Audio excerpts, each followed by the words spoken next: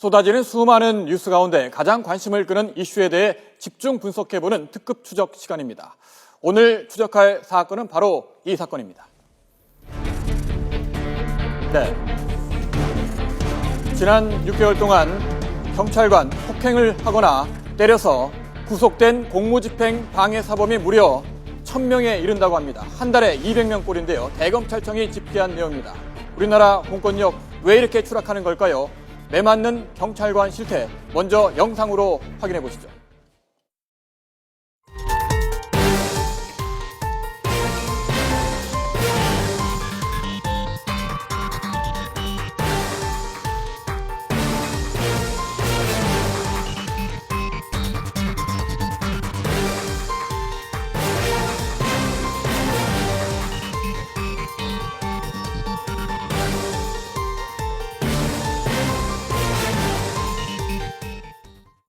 네, 영상으로 몇 가지 사례를 보셨는데요. 우리나라 경찰 공권력의 추락 실태 충격적이지 않을 수가 없습니다.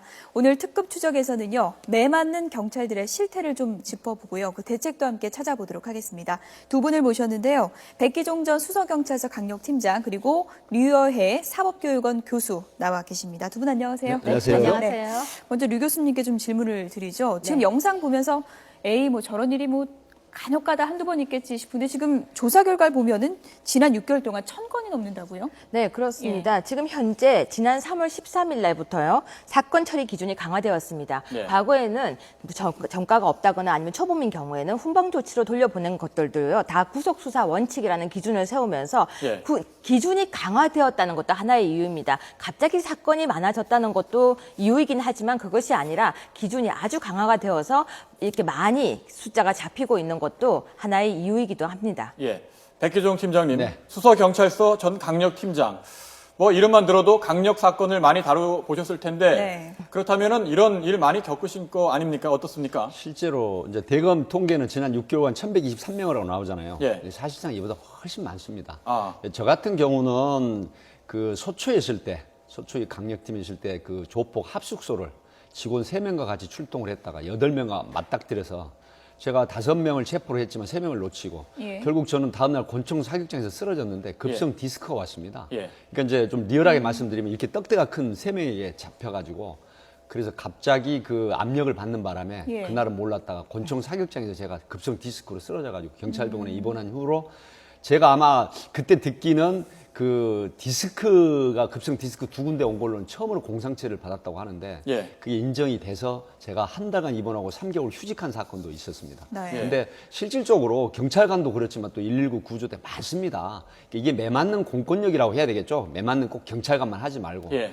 그런 측면에서 지금 통계 6개월에 1,123명보다는 훨 많은 숫자다. 유 교수님은 이제 생각하시는 게 이제 일선의 그 실무를 어느 정도로 좀 짐작을 하시겠지만 정확히 모르셔서 그러는데 네. 공무집행 방해사범 그럴 수도 있겠구나. 술 먹었으니까 이해하자. 그리고 또 가족이 와서 사정하면 돌려보내기도 하고 저는 실질적으로 그 UFC 보시는지 모르겠습니다. 낭심 있죠. 실제 차여가지고 일주일도 병원에 있어보고. 근데 제 얘기가 아니라 일선에 있는 소위 형사들 또 지구대派出 경찰관들 예. 숱하게 겪는 일입니다. 예. 네. 이렇게 옆에서 딱 봬도 카리스마가 있으신 백기종 전 강력 팀장도 이런 일을 상당히 이제 많이 당했다고 하면 일선 경찰들도 상당히 이런 일을 많이 당했다고 볼 수 있을 그렇습니다. 텐데요. 그런데 예. 지금 팀장님도 말씀하셨지만 119 구급대원도 상당히 많이 당하고 있습니다. 이유 없이 호출을 당한 뒤에 도착을 하면은 그냥 때린다거나 예. 지금 여기 통계에 잡힌 숫자는요. 어떻게 보면 아주 미비하다고 말씀하시는데 네. 그 말씀이 맞는 것이 경찰관 그리고 119 대원뿐만이 예. 아닙니다. 응급실에서도 이 사건이 예. 많이 발생하고 있습니다. 그래서 이것이 아마 문제가 되려고 하면요. 아마 더 많지 않나 싶습니다. 예. 이 실태들을 저희가 좀 유형별로 나눠서 좀 알아보도록 하겠습니다. 판넬을 통해서 어떤 유형들이 있는지 좀 확인을 해보죠. 먼저 첫 번째 유형입니다. 내가 누군지 알아? 예. 이게 어떤 이제 저는 유형인가요? 이걸 허세형이라고. 예. 그러니까 지금 10여 년 전 같은 경우에는 실제로 특수부서나 고위직이나 또 좀 안 된 얘기 같지만 경찰뿐만이 아니라 검찰 고위직, 법원 고위직, 또 뭐 심한 경우에는 BH 쪽에 근무하시는 분들, 예. 이제 이런 분들이 보통 신분증을 보이고 이제 음주 측정이라든가 아니면 또 어떤 사건 현장에 갔을 때 예. 이제 의시됩니다. 그러니까 그 중에 책임자를 불러가지고 신분증을 전체로 보이진 않아요. 처음에는 아, 내가 저 어디에 누군데 하고 이렇게 보이기도 하지만 이제 요즘은 어떤 거냐면 허세형, 자기가 실질적으로 그런 부서에 근무하지 않는 사람들이 예. 조금 알아요, 그 기간을. 그런데 마치 자기가 그 직위에 있는 것처럼 허세를 부리면서 겁을 주는 거죠.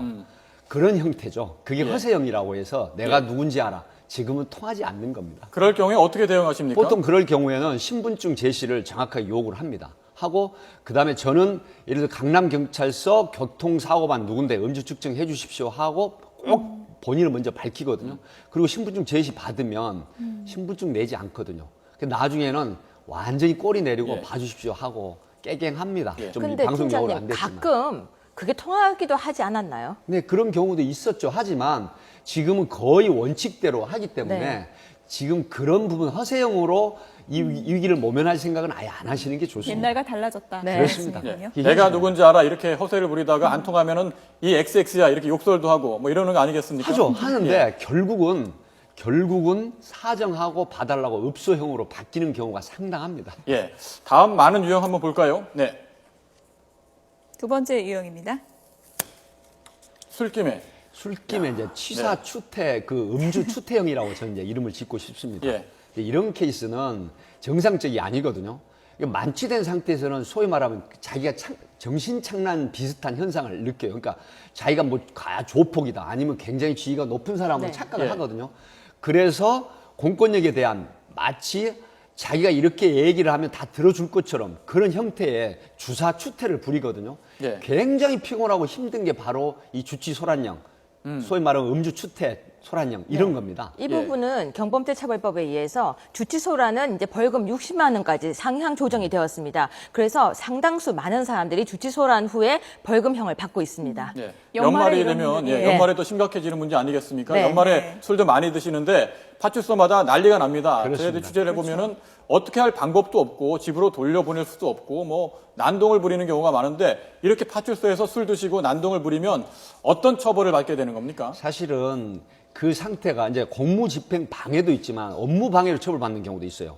공무이지만 예. 그런데 이제 업무 방해 형태를 넘어서 폭행 협박을 하고 정말로 그 상해를 입힌다든가 하는 경우에는 네. 공무집행 방해로 이제 입건을 하고 처벌을 하거든요. 예. 그래서 유 교수님 말씀하셨지만은 공무집행 방해 사범은 예전에는 구속되는 경우가 그렇게 많지 않았습니다. 그게 바로 우리나라 온정주의 그 법 때문에 그랬는데 예. 지금은 유 교수님 말씀하신 대로 상당히 엄격하게 그리고 법원에서 영장이 기각이 돼도 일단 지침이 최소한 반성할 시간을 가져라 해서 예. 48시간 이내에 구금을 해서 영장 청구를 합니다. 예. 이런 케이스는 인권보다는 정말 공권력을 무시하는데 경종을 울리고 반성의 계기로 삼아라 하는 네. 그런 측면에서 그런 케이스를 지금 일선에 좀 하고 네. 있습니다. 그리고 네. 적어도 60만 원 벌금형까지는 간단하게 정말 나오는 정도로 만약에 경찰서 안에서 주치소란을 한 경우에는 옛날에는 정말 훈방 조치였거든요. 네. 근데 훈방 조치는 거의 요즘 사라지고 있습니다. 네. 네. 왜 난동 부리고 옷을 벗는지는 모르겠어요. 자꾸 아니 뭐- 들어누워서 집인 줄 아는 거죠. 그러니까 경찰서가 집인 줄 알고 소파에서 많이 잔다고 하던데 그게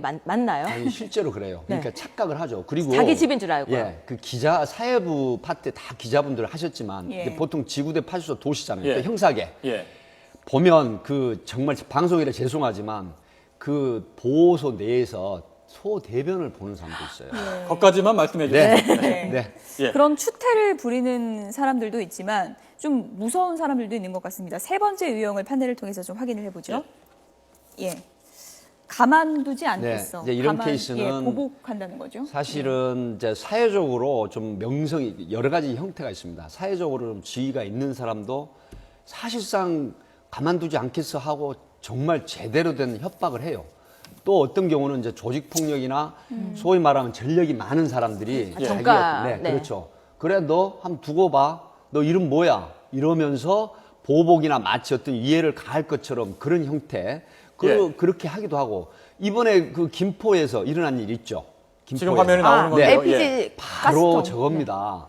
자기가 불법이나 위법을 한 상태에서 입건되거나 처벌을 받았으면 감수를 해야 되는 국민도 예. 수인의 의무가 있지 않습니까? 그렇죠. 그런데 바로 파출소에 가스통에 호스를 잘라서 그다음에 기름을 넣어서 불을 붙여가지고 공권력의 가장 기본인 파출소로 쳐들어가서 이렇게 폭발시킨다고 하면 과연 이게 되겠습니까? 예. 이런 거 정말 하지 말아야 될 상황입니다. 예. 마지막 유형을 볼까요? 네. 네. 마지막 유형 어떤 유형이 있는지 살펴보겠습니다. 네 번째 유형입니다.